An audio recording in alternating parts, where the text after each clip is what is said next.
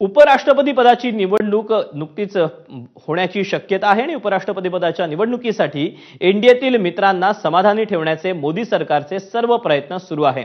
त्याचाच प्रत्यय शिवसेना नेते उपमुख्यमंत्री एकनाथ शिंदे यांच्या दिल्ली भेटीत आला।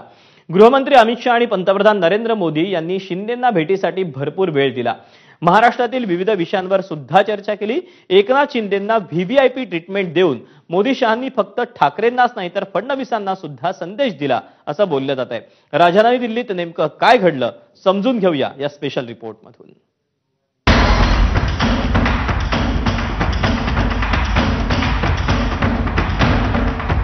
दोन्ही शिवसेनेचे दोन प्रमुख नेते एकनाथ शिंदे आणि उद्धव ठाकरे एकाच वेळी देशाच्या राजधानीत नवी दिल्लीत होते।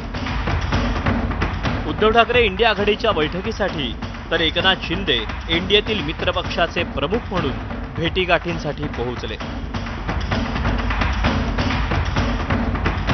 दिल्ली देशाची राजधानी इंडिया ब्लॉक सो इथे राजकारण चालतं, विरोधी पक्षाचं राजकारण इथून होत आहे आणि भविष्यात राहुल गांधी जो वारंवार सांगतात कोई बड़ा खेला होने वाला है वो महाराष्ट्र में नहीं होगा, दिल्ली में होने वाला है, दिल्लीत होणार आहे। दोघे आपल्या सहकाऱ्यांना भेटतात, आमचे शिंदे साहेब पीएम साहेबांना भेटतात आणि उद्धवजी त्यांचे सहकारी राहुल गांधी यांना भेटतात। शिंदे साहेब नुसते राज्याचे उपमुख्यमंत्री नाहीत, ते एका पक्षाचे प्रमुख देखील आहेत। त्याच्यावर त्या पक्षाच्या संदर्भात त्यांचे खासदार आहेत, त्यांनी कदाचित मीटिंग लावली असेल किंवा इतर पण काही त्यांची कामं असतील, कामं असू शकतात ना।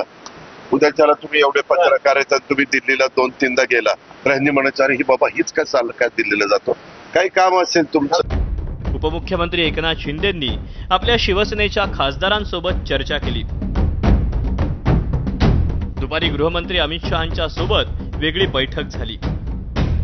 सर्वाधिक काळ गृहमंत्री पदावर राहण्याच्या विक्रमाबद्दल शिंदेंनी अमित शहांचं अभिनंदन केलं। यावेळी महायुतीच्या अडचणींसंदर्भात चर्चा झाल्याचं कळतंय। अमित शहा साहेबांची आम्ही भेट सर्व खासदारांसोबत त्यांना भेटलो आणि त्यांना आतापर्यंतच्या भारताच्या इतिहासातले सर्वात जास्त काळ गृहमंत्री म्हणून त्यांनी काम केलं आणि मला वाटतं काल एनडीएच्या बैठकीमध्ये प्रधानमंत्री महोदयांनी देखील याचा उल्लेख केला आणि अभिनंदनही केलं। त्यामुळे गृहमंत्री अमित शहा साहेबांचं अभिनंदन आणि त्यांना शुभेच्छा द्यायलाही आम्ही गेलो।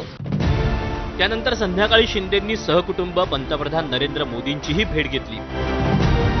त्यांना शंभू महादेवाचं एक पेंटिंग देखील भेट दिलं। उपराष्ट्रपती पदाच्या निवडणुकीत शिवसेनेनं एनडीएला बिनशर्त पाठिंबा जाहीर केला। गेली 25 ते 30 वर्ष शिवसेना भाजपचा विश्वासू मित्र राहिलाय, याकडे त्यांनी लक्ष वेधलं।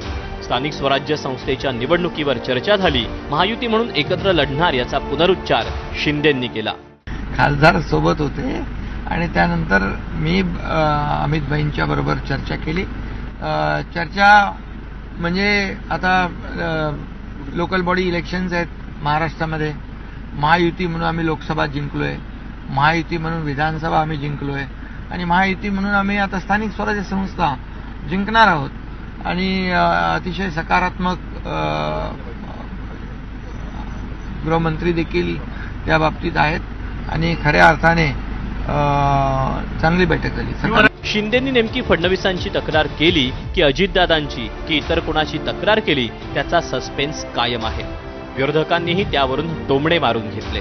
आता आगे आगे देखो क्या होता है। आता ते सगळं हे अलबेल नाही आणि या सरकारमध्ये फार मोठ्या प्रमाणावर धुसफूस आहे आणि आता गँगवॉर जी आहे ही आता समोर येऊन ती आता सशस्त्र सुरू झालेली आहे आणि त्याकरता दारुगोळा आणण्याकरता इतर जावं लागत असावं। दुसरीकडे उद्धव ठाकरे दिल्लीत पोहोचले।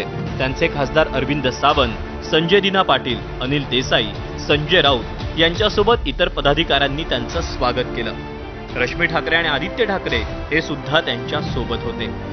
तिथून ते 6 जनपद या शरद पवारांच्या निवासस्थानी पोहोचले। शरद पवारांच्या घरी महाविकास आघाडीतील खासदारांसाठी स्नेहभोजनाचं आयोजन करण्यात आलंय। गुरुवारी म्हणजेच उद्या उद्धव ठाकरे दिल्लीत पत्रकार परिषदही घेणार आहेत. उद्धव ठाकरे हे मुंबईतून इथे 2 दिवसासाठी 3 दिवसासाठी येत आहेत. राहुल गांधींबरोबर त्यांची बैठक आहे, इंडिया आघाडीची बैठक आहे, महत्त्वाच्या विषयावर चर्चा होईल. दोन्ही शिवसेनेचे प्रमुख नेते दिल्लीत आपापलं शक्ती प्रदर्शन करतायत. एक जण सत्तेत आहे तर दुसरा विरोधात. एकनाथ शिंदे आपल्यासाठी किती महत्त्वाचे आहेत हे दाखवून देण्याची संधी भाजपनं सोडली नाही. शिंदेंचं हे शक्ती प्रदर्शन राज्यातील सत्ता आणि शक्ती संघर्षात पॉवर स्ट्रगलमध्ये काय बदल आणेल याकडे आपलं लक्ष असेल. ब्युरो रिपोर्ट, एबीपी माझा.